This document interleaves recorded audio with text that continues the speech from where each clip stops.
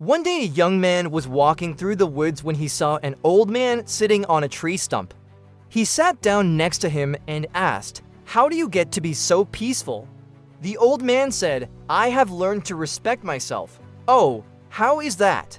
he asked, and the old man shared a story with him. "Many years ago, I used to work in a lumber mill," the old man began. "One day the boss came up to me and asked me to go check out a sound. Apparently someone was making a lot of noise at the other end of the mill. It was lunchtime, but everyone was inside eating, so it must have been one of the workers from another shift who was messing around. So I grabbed a plank of wood and walked toward the sound.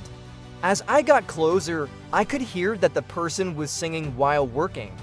The noise wasn't coming from a machine or some kind of animal, it was a human being making music.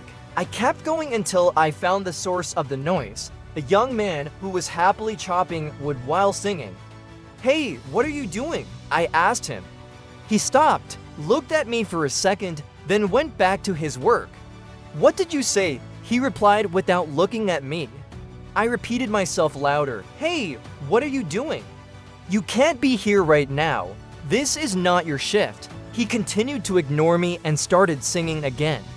That's when I lost my patience. I raised the board I was carrying and brought it down on the wood right next to him, but he didn't even flinch. He just kept singing. That surprised me, so I hit the wood harder. "Hey, listen to me. This is not your shift. You have to leave right now." The young man finally stopped singing and looked at me. He stood up and stared at the board in my hand. Then he looked at me again and said, "Do you think this is a toy?" What? I was confused. Was he trying to be funny? "This," he pointed at the board in my hand. "Do you think this is a toy? Because if it were, you would have broken it already." He had a point, but I wasn't giving up. I continued to yell at him to leave, but he just stood there laughing at me. Finally, I threw the board down and walked away. When I told the boss what happened, he just smiled and said, That's Thomas. He's always like that. Don't worry about it," but I couldn't let it go. I thought about what that young man had said to me. He was right. If that was a toy, I would have broken it already. Then I realized something else. If I continued to yell at him, I would only break myself, not him.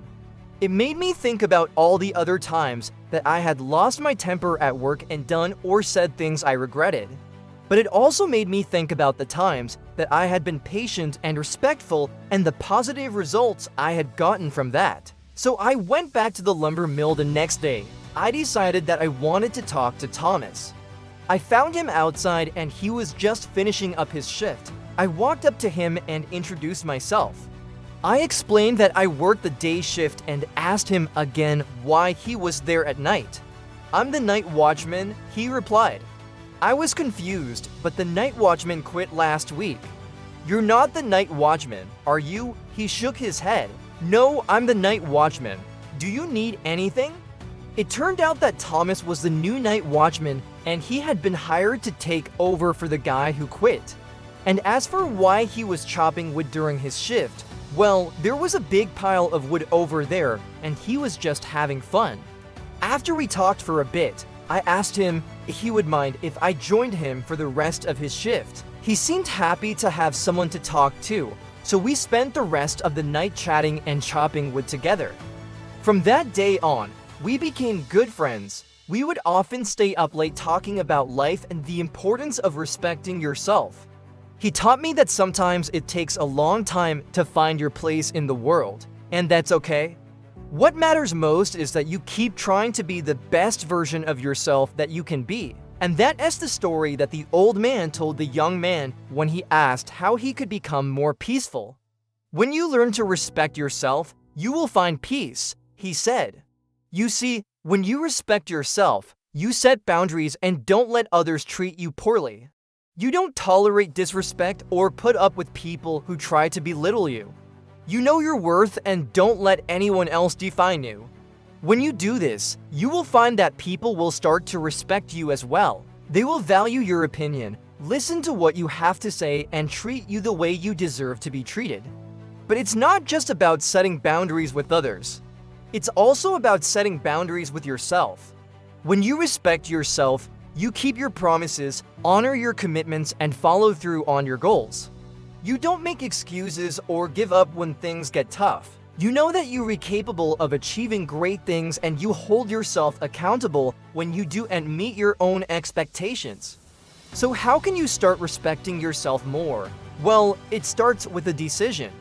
You have to make a conscious choice to change your mindset and start believing in yourself again. It's not easy, but it's worth it. When you respect yourself, you will find true peace and happiness. Here are 5 ways to help you respect yourself again. 1. Know your worth. Everyone has their own unique set of skills and talents. Take some time to reflect on what makes you special and what you bring to the table. Once you have a better understanding of your worth, it will be easier to set boundaries with those around you and to hold yourself to high standards. 2. Set goals and follow through.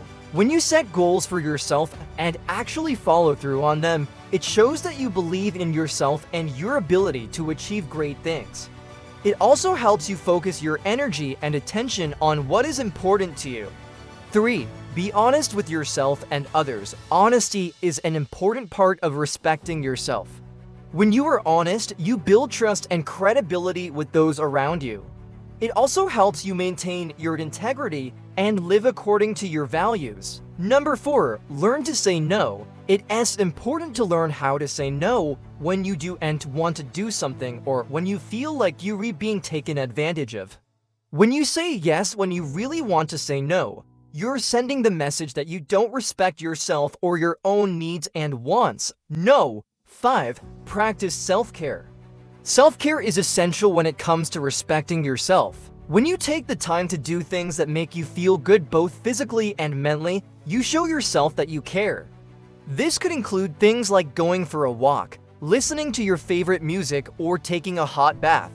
By following these tips, you can start to respect yourself again and enjoy all the benefits that come with it.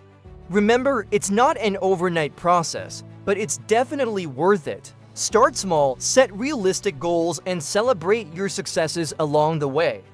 If you enjoyed this video, please give us a thumbs up and share it with your friends. We would love to hear your thoughts on this topic. So please leave a comment below and let us know what you think. Thank you for watching, and we'll see you in the next video.